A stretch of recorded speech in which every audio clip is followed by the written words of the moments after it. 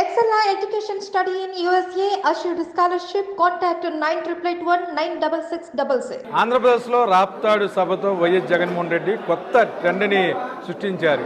10 లక్షల మందితో ఇప్పటివరకు కూడాను ఏ ముఖ్యమంత్రి అంటే ఉమ్మడి రాష్ట్రంలో కూడాను 10 లక్షలతో ప్రజలతో మమేకమై ఒక సభని నిర్వహించిన దాఖలాలు లేవు. ఈ నేపథ్యంలో వైఎస్ఆర్సీపీ రాష్ట్ర అధికార ప్రతినిధి శివశంకర్ గారు మనతో ఉన్నారు. సార్ చెప్పండి, ఎందుకని రాప్తాడులో జనప్రపంచం ఆ విధంగా వచ్చింది? రాయలసీమ అంతా కూడాను ఒక రకంగా భారీ స్థాయిలో జనాలు రావటం గల కారణం ఏంటి? రాప్తాడు జరిగినటువంటి ఈ సభ సిద్ధం సభకి, ఇది ఎన్నికల సభ కాదు, కేవలము కార్యకర్తలను సమాయత్తం చేసుకోవడానికి కార్యకర్తల సదస్సుకే ఈ యొక్క సిద్ధమా అని జగన్మోహన్ రెడ్డి గారు అడిగితే సిద్ధం సిద్ధం సిద్ధం అని ఇక్కడ ఢిల్లీగా మారుమోగేటట్టుగా చెప్తూనే దాదాపు ఓన్లీ రాయలసీమ నుంచి ఇంతవరకు ఎంటైర్ కంబైన్డ్ ఏపీలో కాకుండా దక్షిణ భారతదేశంలోనే ఇంతవరకు ఎవరికి కూడాను పొలిటికల్ మీటింగ్కి ఇంత 10 లక్షల మంది 1 మిలియన్ మార్క్ అనేటువంటిది ఇంతవరకు చూడలేదు. ఎప్పుడో ఏదో ఒక సామెత ఉంది, సముద్రమే వచ్చిందా సముద్రం ఈనిందా అనేటువంటిది. ఆ విధంగా రాయలసీమలో లేని సముద్రం, జన సముద్రం నిన్న రాప్తాడు సభలో మనం చూసాము. ఈ రికార్డు చూసుకుంటే అండి, ఇంతవరకు 1982లో పుచ్చలపల్లి సుందరయ్య గారి ఆధ్వర్యంలో జరిగిందంట. 5 లక్షల మంది అనేసి అమ్మో నిన్నారు, మనం కూడా ఇప్పుడు చూడలేదు. 82లో తర్వాత 1990లో 100 ఎకరాల్లో పీపుల్ వార్ రైతు కూలీ సభకు 7 లక్షల మంది వచ్చారట. తర్వాత 94లో సికింద్రాబాద్ పరేడ్ గ్రౌండ్లో 5 లక్షల మందితో ఎన్టీఆర్ సభ పెట్టారు. ఈ 3 సభలకు 5 లక్షల మంది 7 లక్షల సభలకి మొత్తము ఇప్పుడు ఉండేటువంటి తెలుగు రాష్ట్రాలు ఉమ్మడి ఆంధ్రప్రదేశ్ నుంచి 23 జిల్లాల వారీగా వస్తే అంతమంది వచ్చారు. కానీ ఈరోజు జరిగినటువంటి అనంతపురంలో 250 ఎకరాల అనంతపురం జిల్లా రాప్తాడులో జరిగిన సభలో 10 లక్షల మంది కేవలము రాయలసీమ నుంచే సిద్ధం 1 భీమిలిలో పెట్టించేస్తే టీడీపీ అంతా బెంబేలెత్తింది. సిద్ధం 2 దెందలూరులో వేస్తే టీడీపీ వాళ్లకు ప్రతిపక్షాలకు దడదడలాడింది. ఇప్పుడు అనంతపురం సభ 3వ సిద్ధానికి పెడితే కీంకారాలు హాహాకారాలు అయిపోయింది. అతి త్వరలోనే 4వ సిద్ధం పెడితే ఆడికి సమాప్తం. ఇది జరగబోయేది.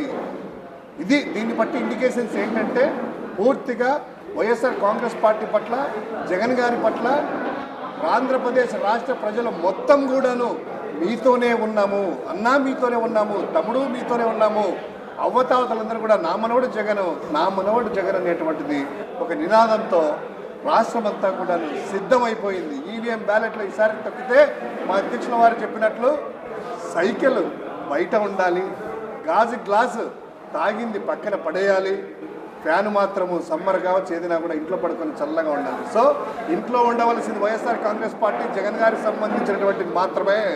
మిగతా వాళ్ళంతా పరాయి రాష్ట్రంలో ఉండేవాళ్ళే కాబట్టి అయిపోయింది, చాప్టర్ క్లోజ్ అవుతుంది. ఇది జరగబోయేది 2024. మొత్తమే కూడాను సిద్ధంగా ఉన్నారు, యుద్ధం మొదలెట్టారు, అన్నీ మీరే చేసేస్తున్నారు. ప్రతిపక్షాలన్నీ కూడాను చల్లబడిపోయినట్టున్నాయి. ఏదో చేశారు, అదే కదలిరా అని పెడితే వదిలిపో అంటున్నారంట జనాలందరూ కూడా. లాస్ట్ కుర్చీలు ప్రసంగాలు ఇచ్చుకొని నానాప దండాలు పడతా ఉంటారు, దండాలుగా జనాలు పక్క వస్తూ ఉంటే ఆ పక్క నిర్వేదంగా ఉంది. శ్మశానాలను తెలుగుదేశం పార్టీ సభలు శ్మశానాలు తలపిస్తే తిరుపతి వెంకటేశ్వర స్వామి లాంటి లక్షలాది జనాలతో వైఎస్ఆర్ కాంగ్రెస్ పార్టీ మనకి తేడా. సార్ చెప్పండి, మొత్తమే కూడాను వరాహి వాహనాన్ని మళ్ళా తుడుస్తున్నారు, బయటికి తెస్తున్నారు, ఏం తెలుసుకున్నారు మీ స్టైల్? ఏం లేదు, వారాహి యాత్రకి డీజిల్ అయిపోయింది, అది ప్యాకేజ్ పడతాడు. డీజిల్ అంటే ప్యాకేజ్ పడతాడు, ప్యాకేజ్ అంటే మళ్ళీ పెడతాడు.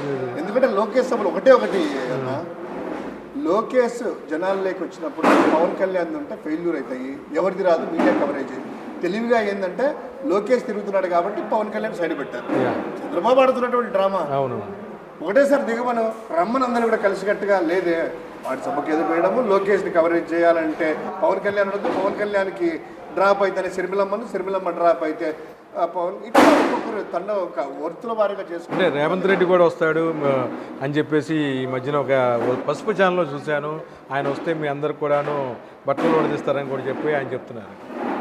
బట్టలు ఇప్పదీసే ఉద్యోగం వచ్చిందా ఆయనకేమన్నా?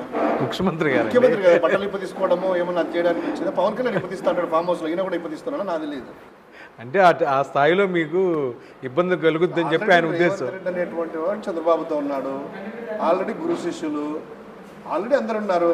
మొత్తం సోనియా గాంధీనే తీసుకొచ్చుకుంటామంటున్నాం కదా, రేవంత్ ఎంత ఒక బచ్చా. అంతే వైఎస్ఆర్ కాంగ్రెస్ పార్టీకి జగన్ గారికి రేవంత్ అనేవాడు ఒక బచ్చా. సోనియా గాంధీని వాళ్ళ అధ్యక్షురాలని ఢీ కొట్టి ఢిల్లీలో దడదడలాడించింది జగన్మోహన్ రెడ్డి గారి చరిత్ర. వాళ్ళదేముంటుంది? అంతేనండి. అంతే కదా. ఈ పిల్లిపిత్తిరిగాడు వీళ్ళంతా మరోసారి చెప్పాడు. పిల్లిపిత్తిరిగాడు వాళ్ళ అధ్యక్షుడు సోనియా గాంధీతోనే ఢీ కొట్టినాము, ఢిల్లీని గడగడలాడించేసి ఆంధ్రప్రదేశ్ రాష్ట్రంలో జీరో చేశాము, రాజ్యసభలో తెలుగుదేశాన్ని కూడా జీరో చేశాము, శాసనసభ ఎన్నికల్లో కూడా తెలుగుదేశం జీరో అవుతుంది. గురు శిష్యులు కలిసినా, శత్రువులందరూ ఏకమైన, మిత్రులందరూ ఏకమైన, జరగబోయేది ఒకటి. ఈ కురుక్షేత్రంలో వాళ్ళ లక్షలాది మంది సైనికులు వచ్చినా అందరూ కూడా ఏకమైనా కూడాను ఈ అర్జునుడు ఒకడే వస్తాడు, అభిమన్యుడు కాదు. అర్జునుడు ఒక విల్లంబు తీసుకుని అర్జునుడు వస్తే పూర్తిగా వారు వన్ సైడే. Thank you. మొత్తమే కూడాను ఆంధ్రప్రదేశ్లో సిద్ధం మహాసభలు సక్సెస్ తర్వాత పూర్తిగా వైసీపీ మంచి జోష్లో ఉందో, రాబోయే రోజుల్లో కూడాను ఖచ్చితంగా ఏదైతే జగన్ గారి జెండా అన్నీ కూడాను కలిపి 175కి రీచ్ అవుతామంటున్నారు వైసీపీ రాష్ట్ర అధికార ప్రతినిధి శివశంకర్ గారు. వీడియో జర్నలిస్ట్ భానుతో కలిసి ఐ డ్రీమ్ కోసం అబ్దుల్ అలీం, తాడేపల్లి.